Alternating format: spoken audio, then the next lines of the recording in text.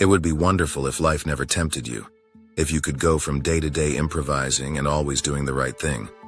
But the world is not like that. In the end, we end up making mistakes or taking actions that we regret later. Stoicism, in theory, is a philosophy. In practice, it is a set of rules for living. The Stoics believed that life was complicated and full of situations that would test us, so they created rules to help keep us on the right path.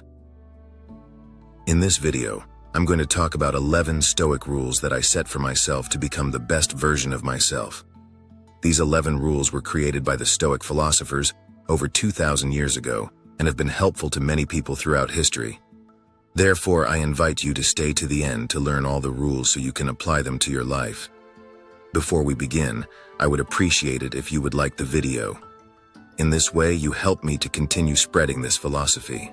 If you are not subscribed, I recommend you to subscribe and activate the little bell so you don't miss any video.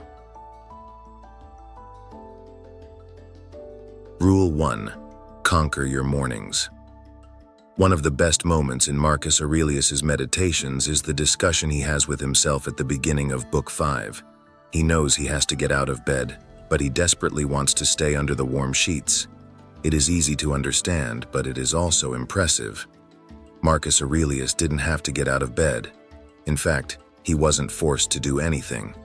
Many emperors before him had delegated the tasks of government to focus solely on living life surrounded by luxury. However, Marcus Aurelius forced himself not to give in to these temptations and to take care of his duties very early in the morning. Why did he get up early? Because Marcus Aurelius knew that winning the morning was the key to winning the day and winning in life. He would not have heard the expression, "The early bird catches the worm, God helps the worm." But he was well aware that a day well started was a productive day. Personally, I do these 3 actions to have a productive morning: journaling. As soon as I wake up, I write down the things I have to do during the day, and I write a short reflection on the previous day, where I write down the things I did well and the things I did badly to make me aware of what I need to improve. Journaling allows me to create a habit every morning and reflect on my life. It reminds me of what I need to do and how I need to act. Play sports. You don't have to do sports with a lot of intensity. By doing sport, I mean getting moving. Go out, take a walk, go to the gym, go for a run, whatever you want, as long as it activates you physically. This will wake you up completely and put your mind at ease and ready for the 3rd action. Focus on work. Once I have done the previous 2 actions, I am ready to focus on the task in front of me. Rule 2. Focus on what is under your control. The Stoics put a lot of emphasis on focusing on the things we can control and forgetting about the things we can't control. Understanding this will make you much more practical, and you will waste less time worrying about things that don't deserve it. Once you understand this, you will avoid many frustrations and suffering situations, and you will know what is worth focusing on to achieve the goals you set for yourself. A clear example is in sports. You control how you play. However, you do not control whether you win, whether the opponent is respectful, whether the public cheers you on or not. By realizing this and starting to focus on your game instead of others, you will probably achieve a better performance. The same applies to all situations in your life. Rule 3. Do not suffer for imaginary problems. In life, situations of uncertainty will generate thoughts that will make us suffer. This is totally normal, but if we think carefully about it, most of the negative situations that we imagine might occur never happen. In the words of Seneca, we are more frightened than hurt, and we suffer more from imagination than from reality. Try to focus on the present and stay calm. Chances are that the bad thing that you imagine may happen to you will not end up happening. I leave you a video here where I deal with this subject in more detail. Rule 4. Treat success and failure the same. Marcus Aurelius had an interesting metaphor. He said that all men are like a rock. He would throw the rock up in the air and say that it neither gains anything by going up nor loses anything by going down. It remains the same rock. Whether the day starts with a promotion or ends with a layoff, he is still the same person. In fact, negative situations in life usually teach us many things, so they are even more useful than positive situations. Feel grateful for everything that happens to you, no matter if it is good or bad, because no matter what happens, you are still the same person and you can learn from any situation. Rule 5. Do only one thing every day. This rule should not be applied literally. By do one thing every day, I mean two situations. The first is for people who live without goals. It is important to focus on one goal to achieve each day, no matter how small. Living without goals turns a potentially extraordinary life into a mediocre one. The second is for people with many goals. Having big ambitions is not bad, but focus on taking one step at a time. Focusing on too many things at once can make you lose focus on what's really important. With this rule, I invite you to try to achieve at least one goal you set for yourself every day. Whether it's something basic or something very complex, strive to achieve it. Rule 6. Don't look for the easy way. Whenever you want to achieve something, remember that there is no easy way to achieve it. In life, the things that are worthwhile are achieved with effort. Think of any person you consider successful and read his or her biography. You will see that everything that person has achieved has not been achieved with effort and discipline. In fact, that is the key to his or her becoming successful. Difficult paths build your character, make you learn from your mistakes, and encourage you to persevere. The difference between those who achieve great goals and those who don't is their tolerance for effort and sacrifice. Anyone can choose the easy path. That's why there are very few who always achieve what they set out to do. Rule 7. Ask yourself if it is necessary. Take a moment to reflect on the things you do in life. Ask yourself, is what I do necessary? You will realize how many things we do and want in our lives that are totally dispensable. How much time we waste on these things that don't really add anything.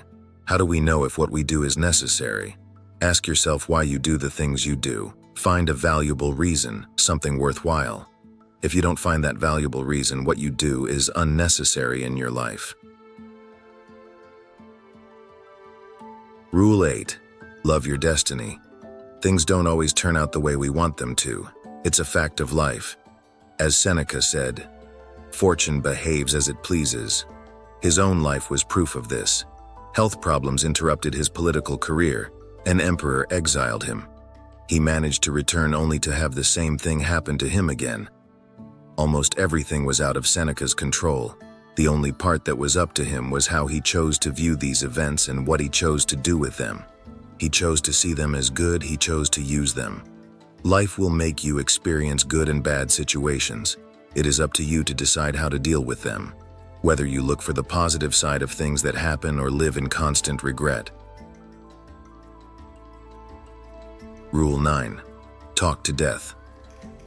The founder of Stoicism, Zeno of Citium, visited after losing all his wealth, the oracle to find inspiration on what to do in the future. The oracle told him, "To live a good life, you must talk to the dead." The oracle was referring to reading. He invited Zeno to read the books of the philosophers who had lived before him. Reading is an incredible tool. It gives you the ability to read the thoughts and opinions of people who lived thousands of years ago. We live in a world where every day we look for the newest things, and this makes us forget about the old. There is nothing wrong with the new things that are appearing, but we must not forget the amount of vital knowledge that is written in books.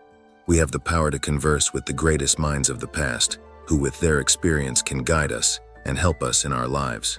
The worst thing is that millions of people in the world choose to reject this superpower.